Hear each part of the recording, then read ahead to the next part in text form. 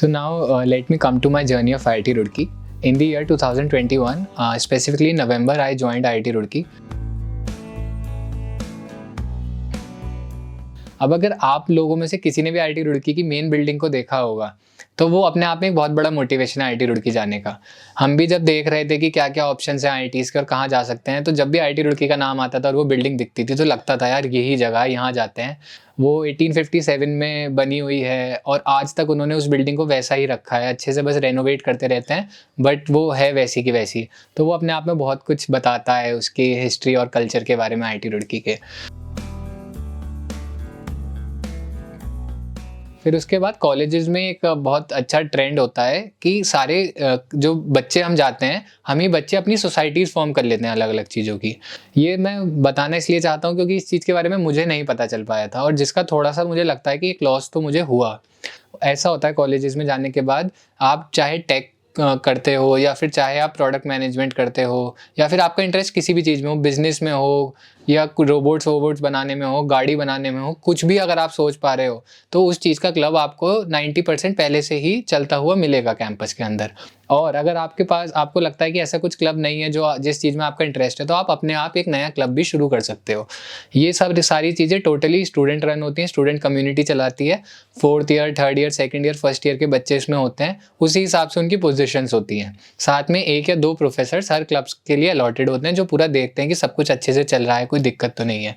तो ऐसे ही क्लब्स का कल्चर होता है। सबसे पहले जब भी आप किसी कैंपस को जॉइन करो या फिर आप थोड़ा उसके साथ फ़ैमिलियर हो जाओ, तो आपको ये चेकआउट ज़रूर करना चाहिए कि कौन-कौन से क्लब्स हैं और आपका इंटरेस्ट किस-किस से अलाइन करता है। उसी हिसाब से आपको उनके लिए थोड़ा प्रिपेयर या फिर उनमें जाने की ट्राई करना चाहिए।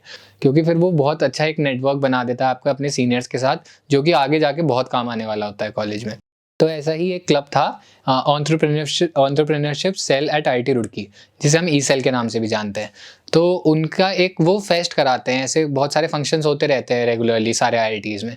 तो हमारा भी एक फेस्ट होता था, ई सेल का फेस्ट होता था फ़रवरी के आसपास। तो मैंने उसमें वॉलंटियर कर दिया था कि सर मैं काम करूँगा। तो हम उसमें काम-वाम करने लगे। नेक्स्ट ईयर प्रमोट होके मैं उसका सीनियर मैनेजर बन गया था। तो फिर मैं लीड कर रहा था इतने सारे बच्चों को। लगभग हमारा 100 जनों का ग्रुप था, जिसे मैं लीड कर रहा था पूरे को कि ये डायरेक्शन है और हमें ऐसे-ऐसे पूरा फेस्ट कराना है। तो वहाँ पे आपको ये जो वैल्यूएबल स्किल्स हैं, जो कि किसी बुक में पढ़ के या फिर कहीं आप ऐसे जाके नहीं सीख सकते। ये तो प्रैक्टिकल स्किल्स हैं, आप कर ही सीखोगे। टीम लीडरशिप, टीम बॉन्डिंग कैसे बनानी होती है, कैसे पूरे ग्रुप को एक डायरेक्शन में लेके जाना होता है। कई लोगों के इंटरेस्ट आपस में मैच नहीं करते हैं, उन्हें कैसे सबको एक साथ रखना होता है। तो ये सारी चीज़ें, ये out of the books learning जो है, ये भी करने का कैंपस में बहुत मौका मिलता है, अगर आप सही क्लब्स में और सही चीज़ों में जा रहे हो। तो ये सारी चीज़ें मेरी लाइफ में चल रही थी कि अपनी मेरी स्टडीज़ चल रही थी, जो मेरी क्लासेस होती थी, ट्यूटोरियल्स होते थे और प्रैक्टिकल क्लासेस। उसके अलावा मैं शाम को क्रिकेट खेलता था और रात को अगर मीटिंग्स वगैरह होती थी हमारे क्लब में, तो वो अटेंड करता था। अब अगर मैं थोड़ी एकेडमिक्स के बारे में बात करूँ, तो ऐसा होता है कि ग्रेडिंग सिस्टम जो अभी कॉलेजेस में चलता है, वो होता है CGPA का, क्यूमुलेटिव ग्रेड पॉइंट्स होते हैं, जो कि हमें हर सब्जेक्ट्स में मिलते हैं। ये आउट ऑफ 10 होती है। तो आउट ऑफ 10 अगर आपकी 7 या 7 से ऊपर ग्रेड होती है, तो वो एक अच्छी ग्रेड मानी जाती है। 8 या 9 अगर होती है, तो वो तो बहुत अच्छी ग्रेड होती है। तो यही होता है, सारे सब्जेक्ट्स में आपको ग्रेड मिलती है, हर सब्जेक्ट की एक वेटेज होती है, उसी का एवरेज लेके वो एक स्पेसिफिक ग्रेड आपकी हर सेमेस्टर में आती है और फिर उन्हीं का एक्यूमुलेट करके आपकी पूरी थ्रू आउट द कॉलेज जो भी आपकी एक ग्रेड होती है, वो मेंटेन होती रहती है। इस ग्रेड का वैसे तो कहीं बहुत ज़्यादा इम्पैक्ट नहीं होता है, बट जब आप प्लेसमेंट या इंटर्नशिप सीज़न में बैठते हो, तो कई सारी कंपनीज़ ग्रेड को एक क्राइटेरिया रखती हैं कि इसी ग्रेड से ऊपर वाले बच्चों को वो अलाउ करेंगे अपने एग्ज़ाम में बैठने के लिए या फिर उन्हीं बच्चों को इंटरव्यूज़ के लिए शॉर्टलिस्ट करेंगे। जो बच्चों का किसी भी कंपनी में सिलेक्शन होता रहता है, उन बच्चों को प्लेसमेंट सेशन से आउट कर दिया जाता है। उन्हें अलॉट कर दिया जाता है कि आपका इस कंपनी में हो गया है और फिर बाकी बचे हुए बच्चों को आगे इंटरव्यू का मौका मिलता है। ऐसा होता है कि जब आप पहला राउंड क्लियर करते हो, तो आगे भेज दिया जाता है। जो बच्चे पहला नहीं कर पाते, उन्हें वहीं से आउट कर दिया जाता है। तो मेरा पहला राउंड इंटरव्यू का हुआ, उसमें मैंने अपने आप के बारे में बताया, बैकग्राउंड बताया, सब कुछ बताया।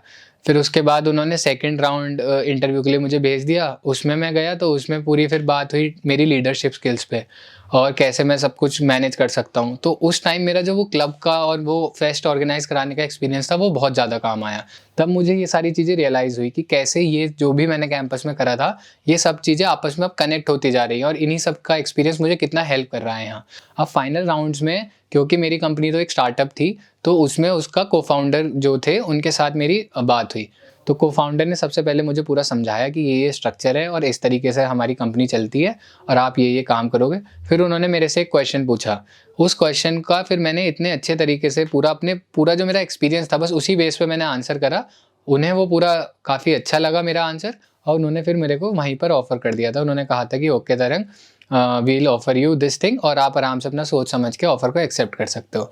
कई सारे बच्चों के साथ ये प्रॉब्लम मैंने देखी कि वो सोचते तो बहुत अच्छा थे, उनके पास जवाब भी थे, लेकिन वो बता नहीं पाते थे अच्छे से।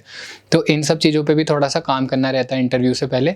जब आप ये सारी चीज़ों पे फ़ोकस करोगे और करोगे तो अल्टीमेटली लास्ट में सब कुछ बहुत अच्छे से हो जाएगा और एक बार प्लेसमेंट लग जाती है तो 6 महीने केवल एन्जॉय के लिए होते हैं, फिर आप आराम से अपनी कॉलेज लाइफ़ और सब कुछ एन्जॉय कर सकते हो। So that's all I had to share. Thank you everyone.